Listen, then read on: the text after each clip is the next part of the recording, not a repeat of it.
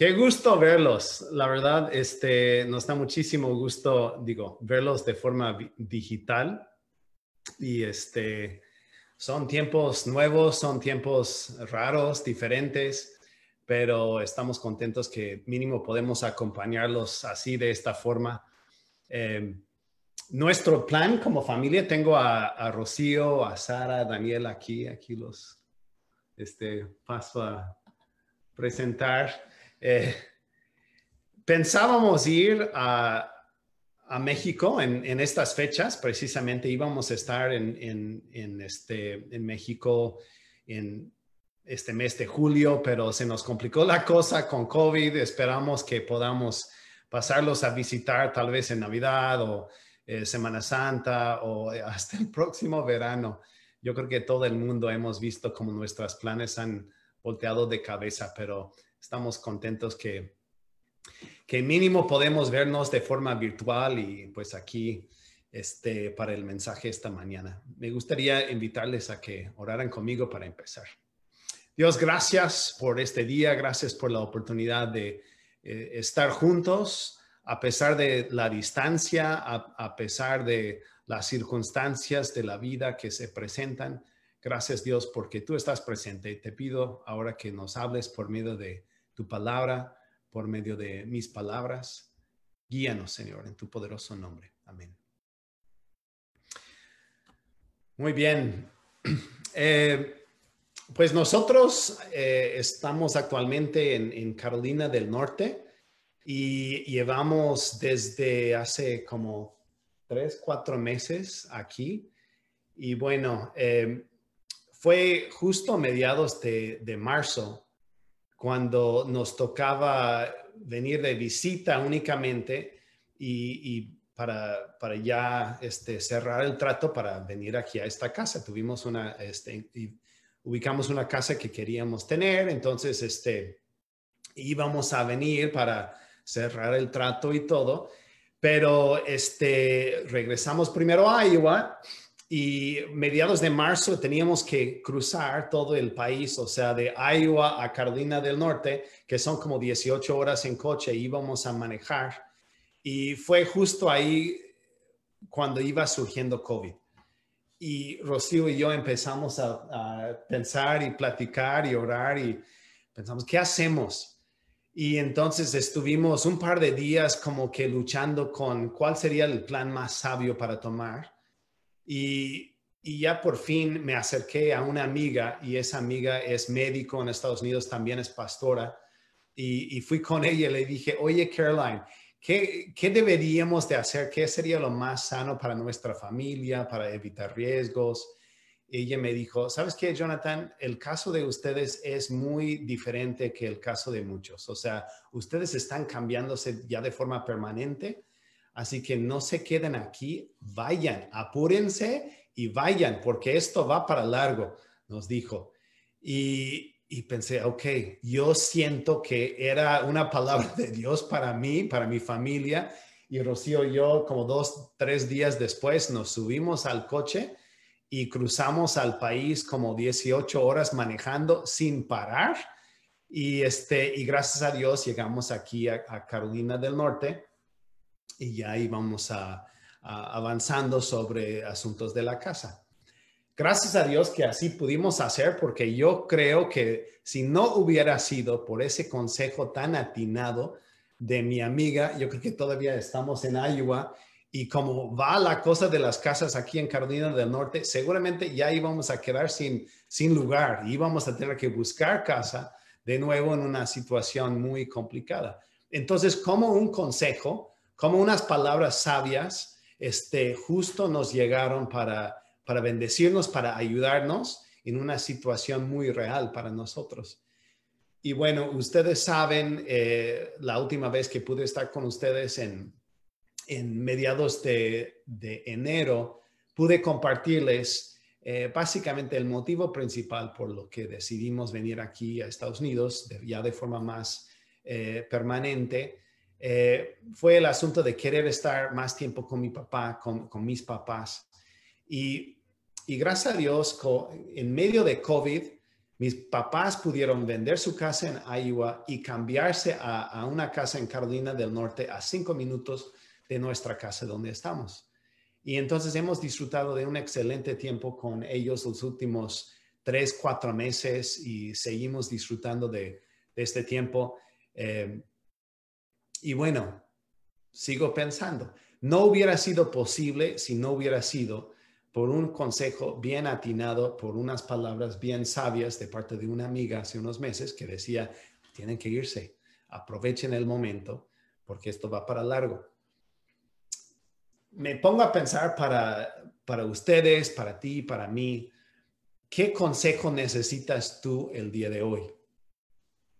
¿Cuántos queremos sabiduría el día de hoy? Levanten la mano de forma virtual. ¿Cuántos quieren sabiduría? ¿En qué área de tu vida necesitas sabiduría? ¿Quiénes quieren ser sabios hoy por hoy para poder tomar decisiones sabias? Yo creo que podemos vernos y nos vemos en situaciones muy complicadas hoy en día todos. ¿Cuáles son las cosas que nos toca decidir en estos días? Puedo pensar en los que somos papás. ¿Qué hago para la educación de mis hijos para el siguiente ciclo escolar? ¿Qué vas a hacer tú? ¿Qué voy a hacer yo? ¿Qué vamos a hacer nosotros? ¿Qué hacemos con la educación de nuestros hijos en medio de esta situación de COVID?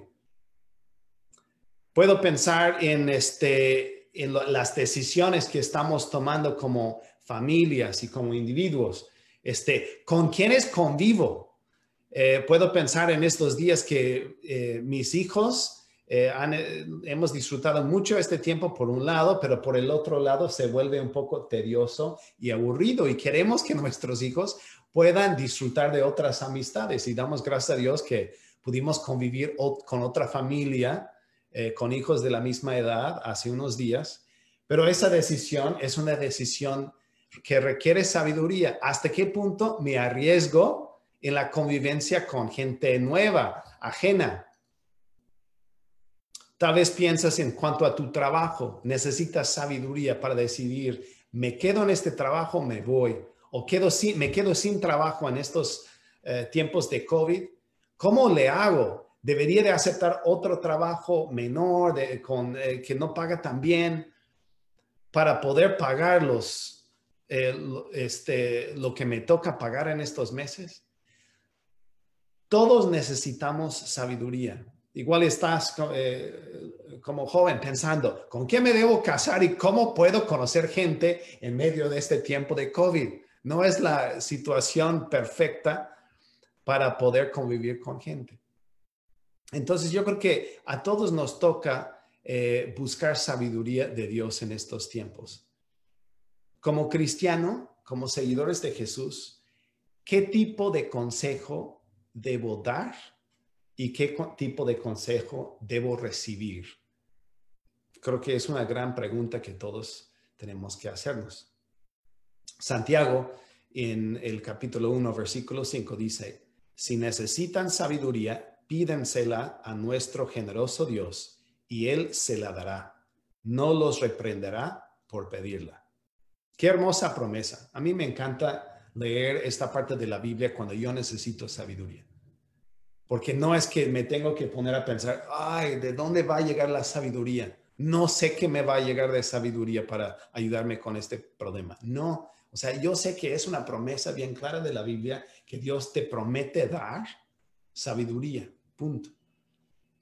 Entonces, ¿qué es? Es una promesa hermosa, pero nos toca una responsabilidad y la responsabilidad es filtrar la sabiduría que nos llega por medio de ciertos principios, conceptos bíblicos, para saber si es una sabiduría real o si es una sabiduría falsa. Quisiera pedir a mi familia que me eche la mano con algunos pasajes bíblicos y estamos hoy en Santiago 3, del 13 al 18, y vamos a leer primero el versículo 13. Quien toca, por favor, acércate para que te vean. Si ustedes son sabios y entienden los caminos de Dios, demuéstrenlo viviendo una vida honesta y haciendo buenas acciones con la humildad que proviene de la sabiduría. Gracias. O sea, cuando vemos ese versículo de la Biblia, sé que ustedes están estudiando el concepto de una fe viva en estas semanas. Y yo creo que es un tema súper atinado. Una fe viva hace caso a la sabiduría. Punto. O sea, una fe viva no se hace el sordo y y no escuchas lo que la gente te dice ni lo que la Biblia te dice. Una fe viva hace caso a la sabiduría. Pero ¿qué es la sabiduría? Podemos tener muchas definiciones y estaba checando en internet varias definiciones y saqué esa de San Google cuando uno pone ¿qué es la sabiduría? Y cita el diccionario de Oxford y dice lo siguiente. Tres definiciones. Uno, conjunto de conocimientos amplios y profundos que se adquieren mediante el estudio o la experiencia. Dos, facultad de las personas para actuar con sensatez, prudencia o acierto. Número tres, cualidad de sabio. O sea, son varias definiciones, pero me gusta esa definición, sobre todo la definición al inicio. Se adquiere esos conocimientos mediante el estudio o la experiencia. O sea, no es únicamente por libros, no es únicamente por el que dirán, sino también es por medio de las experiencias de la vida. Eso es la sabiduría. Pero según la Biblia, hay una sabiduría real y hay una sabiduría falsa. ¿Cómo saber cuándo es una sabiduría real y cuándo es una sabiduría falsa? Yo, pues, hace unos días mi hijo estaba viendo una película y quería rentar una película, entonces rentó una película y costó $4. Y yo creo que a ustedes les va a gustar mucho que no nos olvidamos para nada de México. Daniel llega para pagarme esos $4 con 80 pesos mexicanos y así me paga por la película. Y entonces estaba pensando en la sabiduría real, la sabiduría falsa, y me hizo pensar en los billetes reales o falsos. Claro que Daniel me pagó con un billete real, billetes reales, pero me hizo pensar en esa idea de un billete real contra un billete falso. Nos toca determinar y discernir y estudiar si un billete es real o falsa, sobre todo si tenemos un negocio. Los que tienen negocios son expertos en eso porque te pagan y inmediatamente ves las cosas. Hay otros que no nos fijamos tanto y ojalá y nunca nos den un billete falso porque pues nosotros ni nos damos cuenta. Pero bueno, hay una sabiduría real y una sabiduría falsa según la Biblia. Y voy a pedir al siguiente miembro de mi familia, Daniel, que nos lea sobre esa sabiduría falsa. Pero si tienen envidias amargas y ambiciones egoístas en el corazón, no encubran la verdad con jactancias y mentiras, pues la envidia y el egoísmo no forman parte de la sabiduría que proviene de Dios. Dichas cosas son terrenales, puramente humanas y demoníacas. Pues donde hay envidias y ambiciones egoístas, también habrá desorden y toda clase de maldad. Gracias, Daniel. Muy bien. Entonces, hay algunas frases que a mí me llaman la atención en esa parte donde Santiago habla de básicamente lo que es una sabiduría falsa, una sabiduría que no viene de Dios, una sabiduría que viene del mundo, una sabiduría que viene muy de lo humano. Y lo contrasta con una sabiduría de lo alto. Y usa dos frases principales: envidias amargas y ambiciones egoístas. Envidias. Una envidia es querer bajar a alguien. Es pensar, yo quiero lo que esa persona tiene. Entonces es como que ves a la otra persona y quieres bajarle de su lugar para yo estar igual que la otra persona. Eso es una envidia, querer bajar a otra persona, podríamos decir. Una ambición egoísta, al otro lado, es como, es básicamente yo querer sobresalir, es yo sobresalir, voy por encima del otro. Entonces, esas ideas es una competencia malsana, al fin de cuentas. Envidias amargas y ambiciones egoístas. Es una competencia y una pelea. ¿Quién gana? ¿Quién gana? ¿A quién le gusta ganar? A mí me encanta ganar. Los que somos competitivos, nos gusta jugar al básquet, nos gusta jugar algún deporte, nos gusta tal vez competir en lo académico. Nos gusta ganar, pero hay una competencia malsana que es únicamente dedicarnos a ganar a toda costa. Hay un psicólogo que dice de una de las cosas más inútiles de la vida es comparar. Es comparar, sobre todo vidas. ¿Quién va mejor? ¿Fulanito o fulanita? Dice ese psicólogo, la verdad, cada persona tiene diferencias tan grandes de situación de vida y cada persona tiene situaciones tan diversas y habilidades tan diferentes que ni te sirve. No deberíamos de hacer comparaciones entre nosotros. Y si nos enredamos en esa idea de únicamente competir contra otra persona, eso nos ciega a otras mejores posibilidades. Y el resultado, como dice la escritura, es el desorden y la maldad. La próxima semana van a leer este pasaje, Santiago 4:1, que dice lo siguiente. ¿Qué es lo que causa las disputas y las peleas entre ustedes? ¿Acaso no surgen de los malos deseos que combaten en su interior? O sea, el fruto de una sabiduría falsa, el fruto de ese tipo de vida, básicamente es el desorden, disputas, peleas. Y termina diciendo, bueno, Santiago, que es del diablo. O sea, ¿por qué no decirle otra cosa? O sea, es algo demoníaca o diabólico. Es algo que nos sirve. Eso es la sabiduría falsa. Ok, vamos a ver la sabiduría real. Y Sara nos va a compartir sobre la sabiduría real. Sin embargo, la sabiduría que proviene del cielo es, ante todo, pura y también ama la paz. Siempre es amable y dispuesta a ceder ante los demás. Está llena de compasión y de buenas acciones. No muestra favoritismo y siempre es sincera. Y los que procuran la paz sembrarán semillas de paz y recogerán una cosecha de justicia. Gracias, Sara. Muy bien. Ok. Entonces, si fuéramos a ver ese concepto de la sabiduría real, podríamos pensar otra vez en el billete, ¿no? En el billete falso. ¿Quién puede adivinar cuál es real y cuál es falso? No voy a decir a Sara y Daniel porque yo creo que ellos ya ven cuál es cuál. Pero son billetes iguales, hasta llevan el mismo número de serie. ¿Cuál es el real? ¿Cuál es el falso?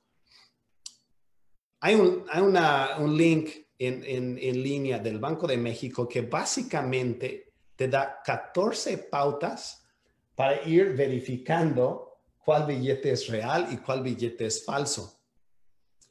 14 pautas. Y luego son otras tres pautas. Si tienes yo creo que una lucecita especial para averiguar si tiene las otras tres. Algo así nos está ofreciendo Santiago con la sabiduría. Hay que pasar la sabiduría por un filtro y un filtro de tres cosas. Entonces vamos a ver el filtro que ofrece Santiago, que es justo lo que acaba de comentar Sara, lo que acaba de leer Sara. La sabiduría que proviene de arriba tiene 7 características. Y bueno, soy novato en predicar en línea ahora, no me ha tocado, así que usé estilo viejo.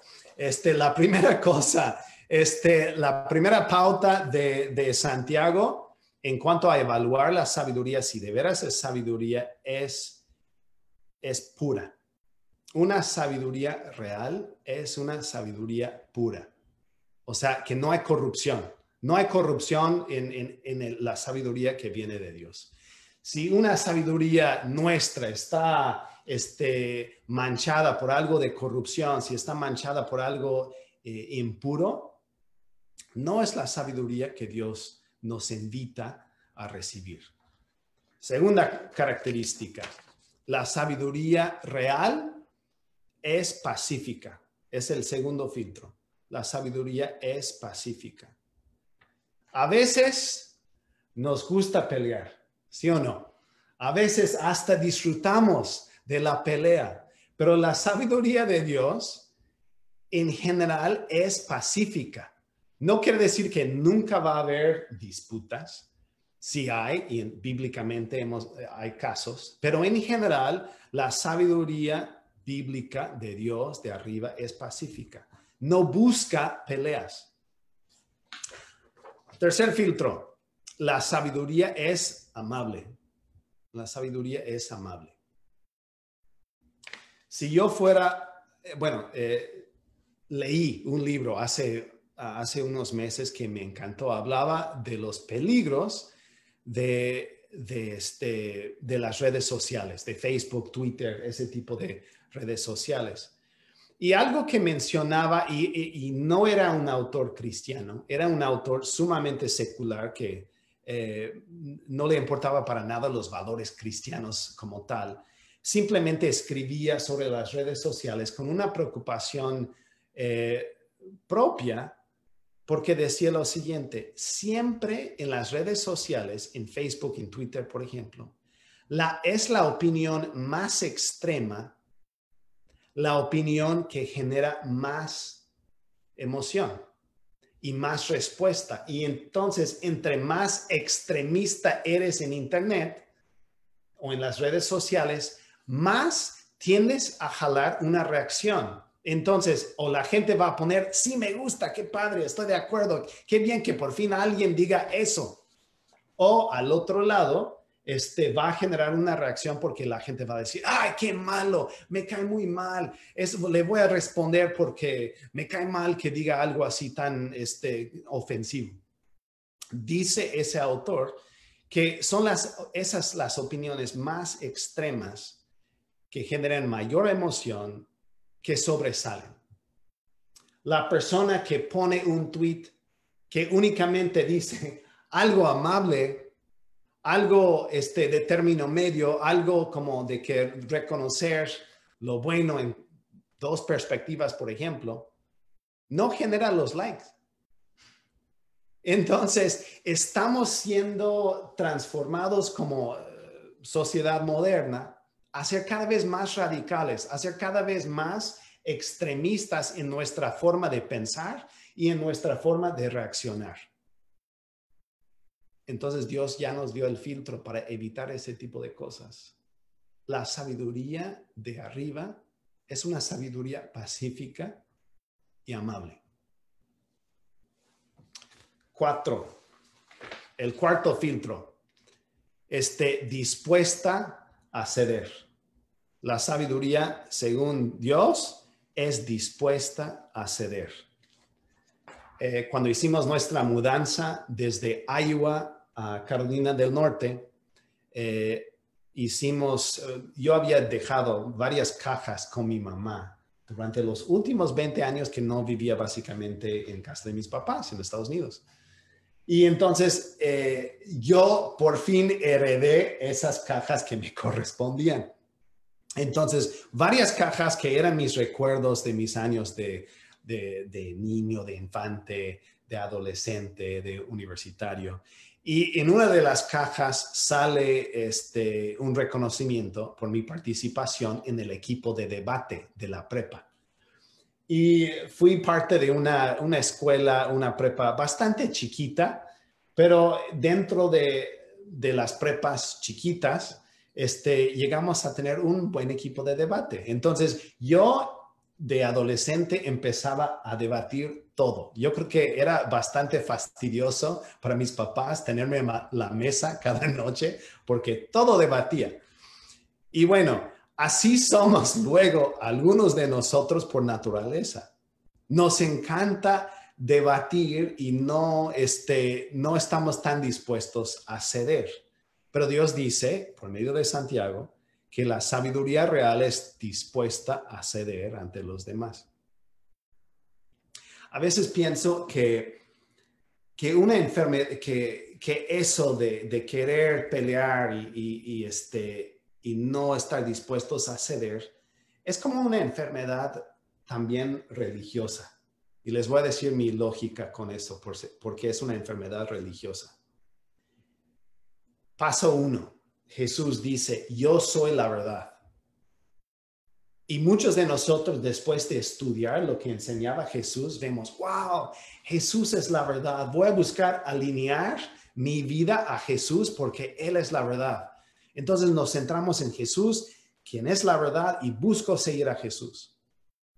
Pero hay una segunda ola, un segundo paso para nosotros como religiosos, que es lo siguiente. Jesús es la verdad. Yo tengo a Jesús. Entonces, yo tengo la razón. Ahora tengo la razón. Y muchas veces nosotros como gente que sigue a Jesús, gente religiosa, nos podemos volver bien fastidiosos porque no nada más tenemos a Jesús, sino que tenemos la razón. Jesús nos dice, Dios nos dice por medio de Santiago, que estamos mal cuando pensamos así. Que la sabiduría real es dispuesta a ceder ante los demás. Algunas veces, cuando Dios me ilumina lo suficiente para reconocer mis errores y ceder, tengo una paz y una libertad en hacerlo. Es algo impresionante. No sé si te ha pasado. Primero, llega una paz, llega una libertad porque puedo pensar, wow, ya no tengo que defender mi tontería. 2, la otra persona se relaja también porque piensa, wow, esa persona es razonable, puedo convivir con él. Hay una gran libertad en decir simplemente, tienes la razón. Dile a la otra persona a tu lado, si tienes a alguien a tu lado, tienes la razón. A ver cómo se siente, dile, aprovecha. Daniel, tienes la razón. ¿Cómo se siente? Sara y Daniel no se quieren decir, tienes la razón. Se siente, hay algo de libertad, soltamos algo cuando podemos decir a otra persona, tienes la razón. Quinto filtro para la sabiduría real, llena de compasión y de buenos frutos. Llena de compasión y de buenos frutos. Cuando hablamos del egoísmo, cuando hablamos de la envidia, eso es, quiero para mí. Yo quiero tal o yo quiero tal. Cuando nos enfocamos en la misericordia, estamos más bien preocupándonos por esa otra persona, más que para nosotros. Llena de compasión, de misericordia. Número 6, sin favoritismo. Sin favoritismo. Había una filosofía de liderazgo hace algunos años, de hecho, propuesta esa filosofía por un grupo cristiano que, la verdad, da buenos consejos en el tema del liderazgo, pero un tema siempre me daba cierta incomodidad. Un consejo que te da en esa escuela de liderazgo es lo siguiente: invertir tu tiempo en los que influyen. Invierte tu tiempo como líder en la gente que influye a otras personas, la gente que más influye a otras personas. Y tiene algo de razón. Pero hay otra parte que es cuidado, porque eso es mostrar favoritismo también. Eso es decir, voy a invertir mi tiempo en la gente, no sé, líder, que lidera a muchas otras personas. Y entonces, por lo mismo, no voy a invertir mi tiempo en otro tipo de persona que es creación de Dios, que es amado por Dios, que simplemente tiene otro llamado y Dios los ha hecho de otra forma. Es mostrar un favoritismo. Jesús, ¿cómo mostró su favoritismo? No mostró su favoritismo. No demostró favoritismo porque no así no era. Jesús, cuando escoge con quienes iba a pasar tiempo, Jesús decía, voy a invertir mi tiempo, no en la gente más influyente, voy a invertir mi tiempo en 12 personas. Algunos pescadores, un corrupto recaudador de impuestos, gente común y corriente. Y luego, cuando Jesús pasa su tiempo fuera de esos 12, pasa tiempo hasta con prostitutas. Entonces, el ejemplo de Jesús es un ejemplo sin favoritismo. Y la gran ironía es, en invertir tu tiempo con una diversidad de gente, termina siendo más influyente. Pero bueno, es otro tema para otro día. Séptimo filtro para la sabiduría es sin hipocresía. Sin hipocresía, o sea, una sabiduría sincera. A nadie nos gusta ser hipócrita, a nadie nos gusta la hipocresía cuando la veamos. Jesús simplemente dice, por medio de Santiago, el mejor camino es siempre ser sinceros. Entonces, regresamos a la pregunta, ¿dónde necesitas sabiduría hoy? ¿Dónde necesitas sabiduría hoy? ¿Con qué decisión tal vez estás luchando? Proverbios 15:22 dice, los planes fracasan por falta de consejo. Muchos consejeros traen éxito. Si necesitas sabiduría, pídele a Dios sabiduría. También busca buenos amigos, mentores, que pueden dar sabiduría también. Y cuando ellos te den sabiduría, usa este filtro de Santiago 3:17.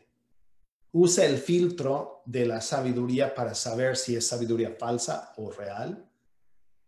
En estas amistades, en los libros que lees, en los sermones que ves de forma virtual, nos conocemos mejor en la fuente y podemos distinguir quién es quién. Pero algo que he visto últimamente que mucha gente me ha comentado que en estos días de COVID, donde todo el mundo estamos checando en internet porque no podemos ir a nuestra iglesia, mucha gente está yendo únicamente de forma virtual, ¿no? Todos estamos yendo de esa forma. Pero luego se topan con muchas enseñanzas que no ubicaban y empiezan a ser seguidores de esas personas que leen en internet. Pero resulta que sus enseñanzas no son tan sanas. Cuando vean una prédica, cuando vean algún libro, es igual de importante checar si es sabiduría real por usar esos filtros que estamos mencionando hoy en Santiago. Otra pregunta que quisiera hacerte, ¿qué tipo de sabiduría estás dando a otros? Cuando alguien te pida sabiduría, ¿qué tipo de sabiduría le estás dando? ¿Estás usando ese tipo de filtro que promueve Santiago? ¿O estás haciendo un copy-paste de lo que has visto en tu mundo alrededor? La sabiduría real